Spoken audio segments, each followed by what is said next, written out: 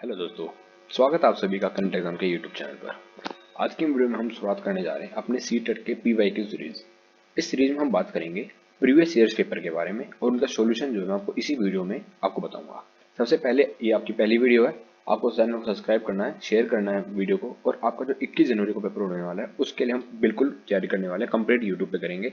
आज हम करने वाले हैं 20 अगस्त 2023 को जो पेपर हुआ था उसका सेट नंबर है, आपने यहाँ पे देख लिया हुआ सेट ए है। ये वीडियो मैं पहले रिकॉर्ड कर चुका हूँ, पर किसी एरर की वजह से, किस ग्लिच की वजह से वो वीडियो पूरी डिलीट हो चुकी है। स्क्रीन रिकॉर्डिंग बिल्कुल बंद हो गई थी एकदम से ही। 45-50 मिनट के आसपास वीडियो कंप्लीट चली गई थी। अब मैं ये वीडियो दोबारा रिकॉर्ड कर रहा हूँ सिर्फ आप लोगों के लिए, इसलिए वीडियो काफ़ी देरी से आ रही है। तो आप एक तो इस सीरीज में मदद करना, लाइक करना है वीडियो को। आज वीडियो का टारगेट है 50 लैक्स का, ज़्यादा बड़ा टारगेट नहीं है। अगर आप चाहो तो बस आपको 50 लैक्स पूरे करने हैं ताकि मेरे को मोटिवेशन मिलते रहे। बस लाइक के साथ वीडियो को शुरू करते हैं। आपको जैसे पता है सीटेट आपका 21 अगस्त हुआ है, उसके लिए हम पीवाई की सीरीज लेके आ रहे हैं। मिनिमम हम इसमें 10 पेपर्स करेंगे। अगर आपका साथ रहा हमारे साथ तो इसमें 10 से लेकर 15 पेपर्स तक भी जाएंगे, ताकि रोज एक पेपर कंप्लीट करें। आपको बस अपना साथ देना है ताकि मुझे मोटिवेट मिलता रहे और आपको सॉल्यूशन देता रहूँ। कंप्लीट करेंगे, ज़्यादा टाइम वेस्ट में नहीं करेंगे, डायरेक्ट वीडियो को शुरू करते हैं। क्वेश्चंस करेंगे और मैं आपको आंसर समझाऊंगा। मैथ को मैं आपको इतने अच्छे से बता दूंगा कि एक लाइनर में आपको कैसे कैसे मैथ के क्वेश्चन सोल्व करने हैं। 150 अप टू 150 का टारगेट है। अगर आपके 77-75 नंबर आते हैं तो इस सीरीज को पूरा कर लेना बस, और कुछ नहीं चाहता हूँ। लास्ट टाइम आपको कुछ नहीं करना, सिर्फ प्रीवियस पेपर करनी है और वो भी नहीं टाइम लगता है। तो आप ये सीरीज देख लेना, आंसर सहित आपको पीडीएफ जो हमारे टेलीग्राम चैनल से मिल जाएगी। हमारी वीडियो देख के आपको आसानी से आंसर मिल जाएगा। और 90 प्लस तो आप 100% कह रहा हूँ मैं आपसे, आपको 100 नंबर भी ऊपर आ सकते हैं। 101 नंबर का आप नंबर लेके आओगे अपने फाइनल पेपर में। तो चलिए शुरू करते हैं। जैसे आप सब जानते हैं, इसमें आप सभी के पेपर होते हैं जिसमें आपका एक सीडीपी आता है 30 नंबर की, मैथमेटिक्स आती है आपकी 30 नंबर की, 30 नंबर की ईवीएस आएगी, और दो लैंग्वेज आएगी हिंदी इंग्लिश। वो आपके ऊपर डिपेंड है, आप हिंदी पहले लेते हो या इंग्लिश पहले लेते हो। तो वीडियो शुरू करने से सबसे पहले हम सीडीपी देंगे। आपका क्वेश्चन पेपर बिल्कुल ऐसे आएगा। आप ऑफलाइन दोबारा शुरू कर दिया है, लास्ट टाइम ऑफलाइन हुआ था, उससे एक साल पहले जो हुआ था वो ऑनलाइन हुआ था। वो सेफ्टी हम पूरी करेंगे अगर आप समय के साथ चलते रहे तो फर्स्ट क्वेश्चन हम पढ़ते हैं। फर्स्ट क्वेश्चन है डिस्ग्राफिया। डिस्ग्राफिया क्या होता है? डिस्ग्राफिया होता है neurological disorder characterized by troubling.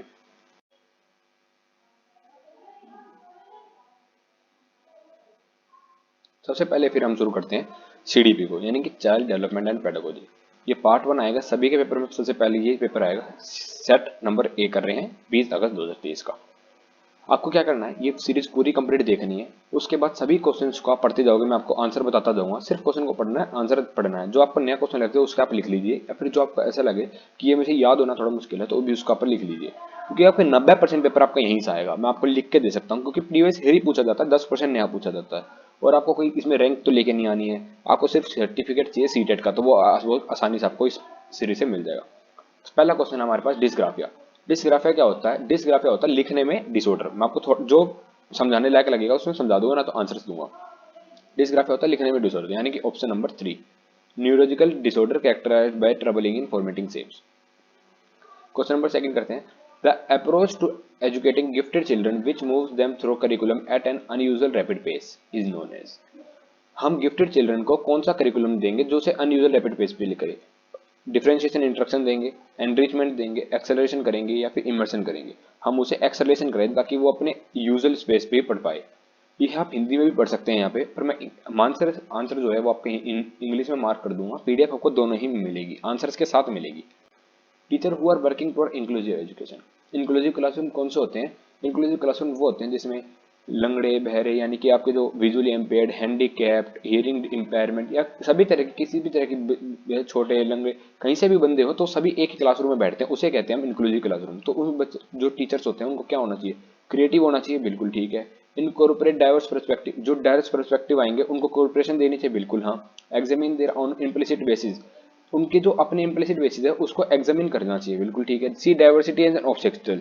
आप अगर चारों को पढ़ोगे तो आप में सबसे पहले दिख जाएगा ये तो आंसर नहीं हो सकता। डाइवर्सिटी एज ऑब्स्टेकल के रूप में देखना बिल्कुल भी नहीं गलत है, यानी 1, 2 और 3, वो ऑप्शन नंबर आपका 2। वाइल कौन सी agency of socialisation are predominantly important in infancy. Infancy मतलब प्री स्कूल एज जिसे हम कहते हैं, बच्चे 0 से लेकर 2 साल की उम्र जो होती है। Agency of socialization is also become influent early childhood में, आप कह सकते हैं प्री स्कूल एज या फिर थोड़ा बहुत स्कूल एज में जाना शुरू कर देता है। तो अगर आप इन्फेंसी, इन्फेंसी का मतलब फैमिली, फैमिली अगर आता है तो सबसे पहले आएगा सिर्फ प्राइमरी सोशलाइजेशन। अगर आप secondary socialization secondary socialization agency की बात करोगे तो उसमें आपका स्कूल, स्कूल आप कब से जाने चलते हो, अर्ली चाइल्डहुड से, तो स्कूल सेकेंडरी, यानी ऑप्शन नंबर आपका सेकंड हो जाएगा। फैमिली आती है आपको प्राइमरी लगाना है, स्कूल आ गया तो आपको सेकेंडरी लगाना है। तो ये चीज आपको समझ में आ गई। अब चैप्टर नंबर 5 करते हैं। अकॉर्डिंग टू ले Vygotsky, social factor influence language development but not cognitive development. आपने सभी ने पढ़ा होगा ले वाइगोस्की में कि उन्होंने सोशल डेवलपमेंट पे सबसे ज्यादा फोकस करा है। तो सोशल फैक्टर जो इन्फ्लुएंस करते हैं लगभग बिल्कुल ठीक है, पर कॉग्निटिव डेवलपमेंट पे नहीं करते, ऐसा तो है नहीं लिखा। चलो हम आगे पढ़ते हैं। Cognitive development facilitate language development, ठीक है। Language development and cognitive development advance independent from each other. ये कह रहा है लैंग्वेज डेवलपमेंट और कॉग्निटिव डेवलपमेंट है इंडिपेंडेंट होते हैं ईच अदर से नहीं। Language development facilitates cognitive development, बिल्कुल ठीक है। यानी अगर आप फर्स्ट को भी हटा दो क्योंकि कॉग्निटिव डेवलपमेंट गलत हो जाएगा, पर कॉग्निटिव डेवलपमेंट फैसिलिटेट करता है लैंग्वेज नहीं, लैंग्वेज डेवलपमेंट फैसिलिटेट करता है कॉग्निटिव डेवलपमेंट को। Answer number 4। 6 क्वेश्चन की तरफ बढ़ते हैं। At which level of Lawrence Kohlberg moral reasoning do children typically believe that people should line up to expectation of the society and behave in good ways? Lawrence Kohlberg ने 6 veg बताए थे, 6 reason moral development के 6 stages बताए थे। उसमें से ये पूछ रहा है कि उसमें गुड वेज गुड गर्ल वाला कौन सा स्टेज है। अब आप गुड वेज गुड गर्ल वाला बताते हो तो उसमें आता है हमारे पास ऑप्शन नंबर 3 कन्वेंशनल लेवल। आपको कमेंट बॉक्स में बताना है प्री ऑपरेशनल और प्री कन्वेंशनल और पोस्ट ऑपरेशनल कौन कौन से होते हैं, बाकी 3 के आप कमेंट बॉक्स में बताएंगे। अगर आप चाहते हो कि मैं इन सब की थ्योरी बताऊं कि थ्योरी किस किस वीडियो से आपको देखने को मिलेगी, अब इस चैनल पे थ्योरी करना थोड़ा मुश्किल हो जाएगा, अभी कह रहा हूँ। अगले वाले आने वाले सीटेट में आपको कंप्लीट थ्योरी भी चैनल में मिल जाएगी, चिंता करने की कोई बात नहीं है। पर मैं एक वीडियो बना दूंगा जिसमें आपको बता दूंगा कि 1 वीक के अंदर आप थ्योरी कैसे कंप्लीट करोगे। मैंने भी करी थी और काफी सारे बच्चों को और भी गाइड कराया था, तो उन्होंने भी 1 वीक के अंदर कंप्लीट थ्योरी करके सिर्फ प्रैक्टिस प्रीवियस ईयर्स के पेपर से लगा के अपने स्कोर हासिल करा, और आज उनका बस सीटेट का सर्टिफिकेट है बिल्कुल प्रूफ के साथ। क्वेश्चन नंबर 7 की बात करते हैं। असर्शन और रीजनिंग वाला क्वेश्चन है। Interaction with more knowledgeable others, MKO जिसे हम कहते हैं, such as teachers and peers can provide the necessary support and guidance to help learner. More knowledgeable, चाहे वो टीचर हो या आपका कोई भी साथी हो जिसके आप अच्छा नंबर आते हो, वो आपको एक नेसेसरी सपोर्ट कर सकता है, develop their understanding and skills, बिल्कुल ठीक है। सोशल इंटरेक्शन इज अ की component of learning and development. आपने देखा होगा, आप दोनों ठीक है, दोनों ठीक है, और जो रीजन है वो असर्शन का कंप्लीट है, यानी कि option number B.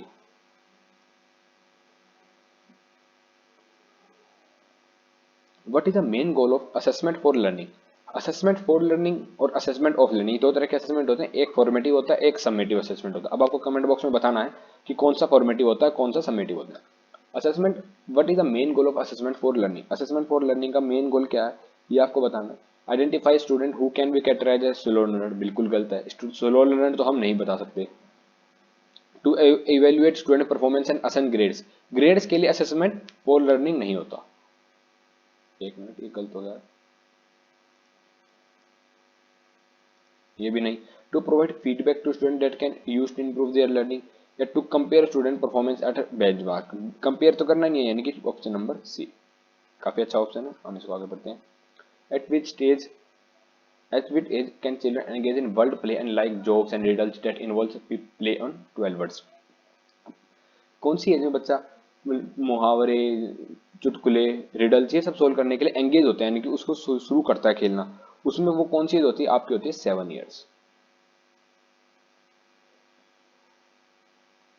Karl Gilligan has criticised Kohlberg theory of moral development, ये सबने पढ़ रखा है, काफी इंपॉर्टेंट क्वेश्चन है, आप इसको मार्क कर लीजिए। मैं यहाँ पे इसको कर देता हूँ मार्क, काफी ज्यादा इंपॉर्टेंट है। जो कार्ल गिलिजन ने जो क्रिटिसाइज करी कोलबर्ट थ्योरी, वो किस हिसाब से करी थी? फेमिनिस्ट पर्सपेक्टिव के हिसाब से करी थी। आपको याद रखना है क्योंकि इसमें सभी कोलबर्ट थ्योरी जो थी वो सभी मेल डोमिनेटेड थी।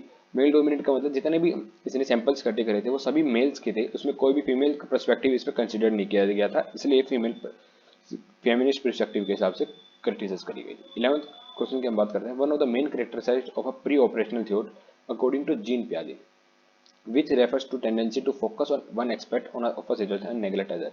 जीन पियाजे ने ऐसी कौन सा थॉट था कि उसके मन में, कि बताता है कि वो जो बच्चा है वो एक ही चीज पे फोकस करता है, अपने ऊपर से फोकस करता है। आप जीन पियाजे की थ्योरी पढ़ोगे तो उसमें बताया था कि जो बच्चा है वो अपने आप पे फोकस करता है कि भाई वर्ल्ड का केंद्र मैं ही हूँ, जो मुझे पसंद होता है वही सबको पसंद आता है, जो मुझे बेकार लगता है वो भी पूरी दुनिया को बेकार लगेगा, उसे कहते हैं हम सेंट्रेशन की थ्योरी। सेंट्रेशन 11th का क्वेश्चन ऑप्शन नंबर 2 होगा। अब समझाने की बात मैं कर रहा हूँ, जीन पियाजे की जो थ्योरी थी अगर आपने नहीं पढ़ी है तो बस इतना समझ लीजिए इस क्वेश्चन के लिए कि उसमें जो बच्चे को ना अपने चाइल्ड का सेंटर माना गया है, कि वो खुद ही अपने को सेंटर मानता है कि भाई मुझे जो अच्छा लगता है वो अच्छा है। जैसे दूध पीना अच्छा लगता है तो दूध मेरे लिए अच्छा है तो सभी को अच्छा लगता हो, ऐसे। 12th क्वेश्चन की हम बात करते हैं। In early childhood growth and thinking is while in middle childhood growth dash and thinking is dash। Option number 12 question का ऑप्शन नंबर आएगा 2। जो अर्ली चाइल्डहुड में ग्रोथ होती है स्टडी, यानी कि ग्रोथ होती है आराम से स्टडी रूप में, और थिंकिंग होती है somehow thinking, and thinking is somewhat while in middle childhood growth is egocentric and thinking is logical। which of the following is gross motor skill?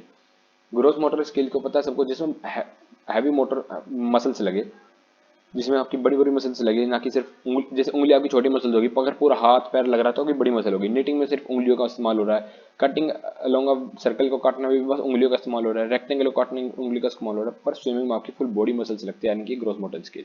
Gross motor skill से दूसरा होता है fine motor skills. Fine motor skills में आ जाएगा आपका knitting, cutting paper, cutting rectangle paper, ये सब। 14 नंबर क्वेश्चन से हम बात करते हैं physical growth and development follows. Physical growth और डेवलपमेंट है कौन से प्रिंसिपल को फॉलो करते हैं? आप सभी को पता है, एक होता होगा सेफेलोकोडल और एक होता होगा प्रोक्सिमी डिस्टल। सेफेलोकोडल और प्रोक्सिमी डिस्टल को फॉलो करते हैं, और सेफेलोकोडल होता है ऊपर से नीचे, top to down, and proximo distal होता है अंदर से बाहर। ये होता है आपका प्रोक्सिमी डिस्टल, ऐसे अंदर से बाहर की तरफ जाएगा, और सेफेलोकोडल होता है ऊपर से नीचे, यानी कि head to toe and shoulder to fingers. According to Howard Gardner a philosopher has, उसके पास फिलोसोफर के कौन सी टाइप ऑफ इंटेलिजेंस होती है? आप हावर्ड गार्डनर की थ्योरी पढ़ोगे तो पता आएगा कि उसमें 8 टाइप ऑफ इंटेलिजेंस बताई गई थी। उसमें फिलोसोफर के पास हमारे पास स्पेशल होती है, और जो स्कल्पचर होता है, मूर्तिकार होता है, उसके पास होती है, थोड़ी यहाँ पे गलती होगी, मूर्तिकार के पास होती है स्पेशल, और यानी कि कौन सी चीज कहाँ पे लगानी है। और जो फिलोसोफर होता है उसके पास इंट्रापर्सनल होती है, कि वो सामने वाले की मन की भावना को जान सकता है, कि उसकी दुख में उसको सॉल्यूशन दे सकता है, वो होती है।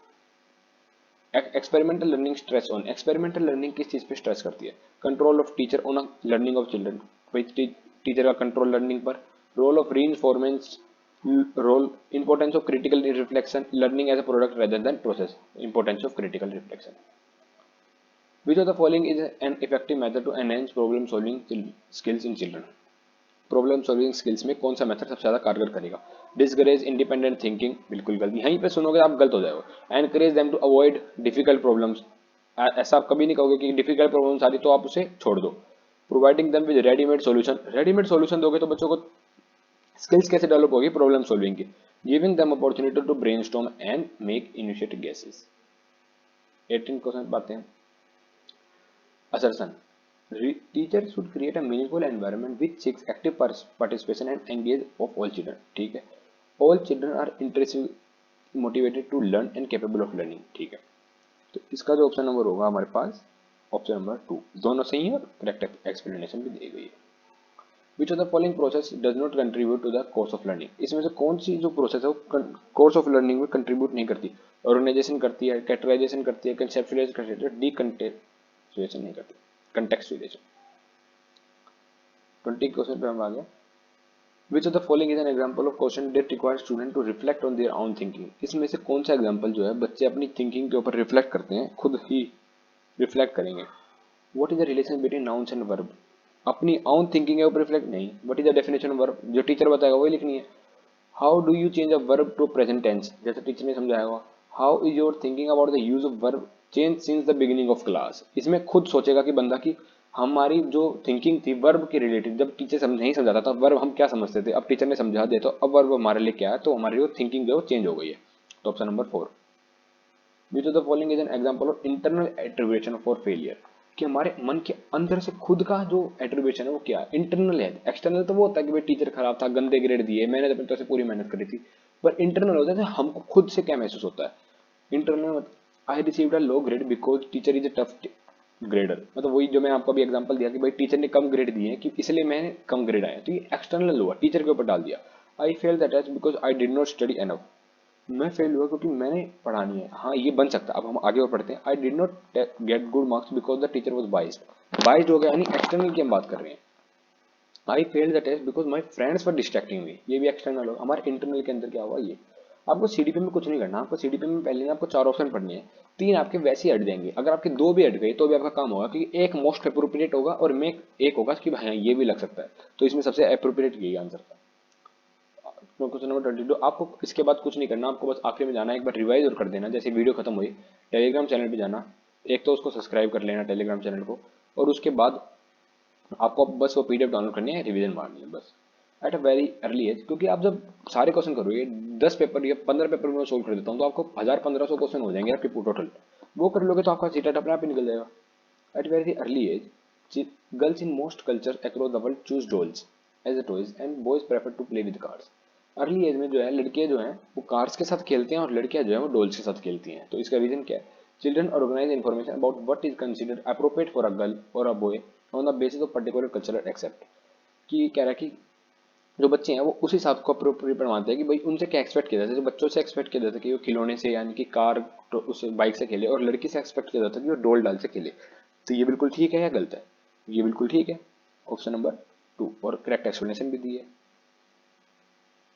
एज पर ले Vygotsky dash play a significant role in development of conceptual ability among children. इनमें से सबसे ज्यादा क्या इम्प्रूव करता है? ले वाइगोस्की के दौरान आपके मन में कभी भी आया तो पीर collaboration.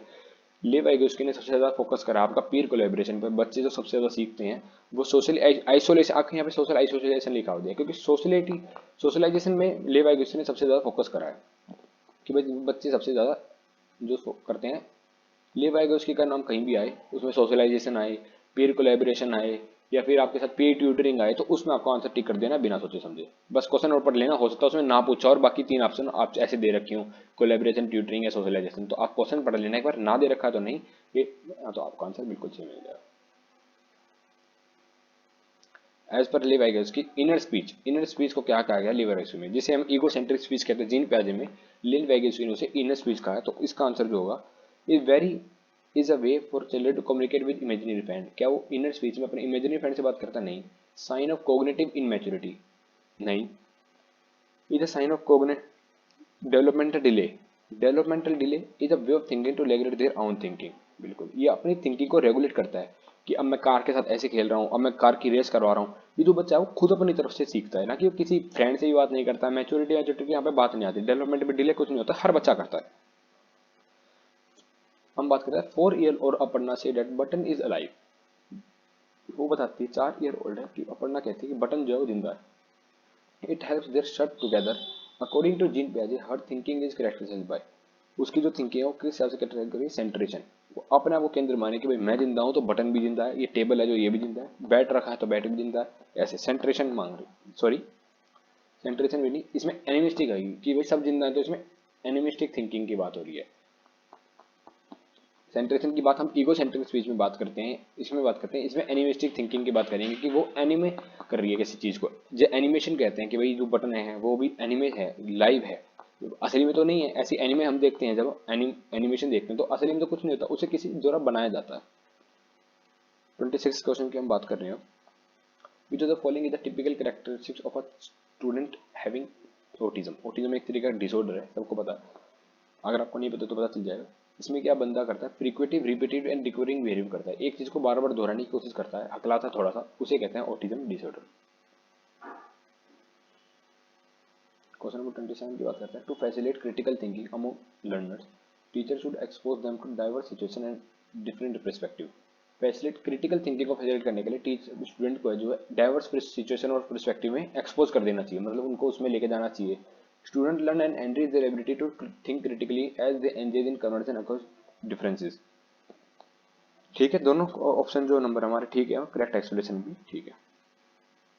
The primary goal of learning should be, primary goal of learning क्या होती है? Memorisation of fact? नहीं। Become excellent rote rehearsal? बिल्कुल गलत है। ऐसी कोई ऑप्शन है जिसमें आपको मेमोराइजेशन रट्टा लगाने की बात करें तो बिल्कुल करनी, कॉम्पिटिशन करने की बात नहीं, क्रिटिकल थिंकिंग की बात आए तो आपका आंसर हो जाएगा बिल्कुल ठीक। Children learn their more effectively if a concept proceed from. सबसे ज्यादा बच्चा किस हिसाब से सीखेगा कि कंसेप्ट जो है वो कहाँ से कहाँ जाए? जनरल से स्पेसिफिक की तरफ जाए, एब्स्ट्रैक्ट से कंक्रीट की तरफ जाए, कॉम्प्लेक्स टू सिंपल जाए, या रैशनल टू इंपेरिकल जाए? कॉम्प्लेक्स टू सिंपल जाएगा तो कैसे सीखेगा? मुश्किल पहले सिखा दिया फिर आसान, तो बच्चा तो सीढ़ी नीचे से शुरू करेगा ना, ये थोड़ी ऊपर से सीढ़ी चढ़नी सिखा दोगे तो ऊपर से चढ़ेगा तो गिर ही जाएगा। एब्स्ट्रैक्ट टू कंक्रीट का मतलब ये होगा कि कम्प्लेक्स से सिंपल। तो सबसे बढ़िया ऑप्शन है जनरल सिखाओ फिर उस पर स्पेसिफिक सिखाओ। पहले बताओ कि भाई ये सारे जानवर होते हैं, कुत्ता, बिल्ली, गाय, भैंस, ये सब जानवर होते हैं, फिर धीरे धीरे समझाओ कि ये कुत्ता होता है, जिसकी काले रंग का पूंछ होती है, और एक ये भैंस होती है, ये गाय होती है, बिल्ली होती है, शेर होता है, ये सब अलग अलग स्पेसिफिक बताओ। तो पहले सीखेगा, अब पहले बता दो कि ये सब होते हैं, फिर इन्हीं सबको जानवर कहते हैं। ये थोड़ा कॉम्प्लिकेटेड है, इसलिए बच्चा से जो सीखता है जनरल से स्पेसिफिक सीखता है। Variability in learning style of students. Variability in learning style कैसे होते हैं? Should be valued and seen as reflection of human diversity. ठीक, should be ignored and attempt should be made to bring uniformity in learning style.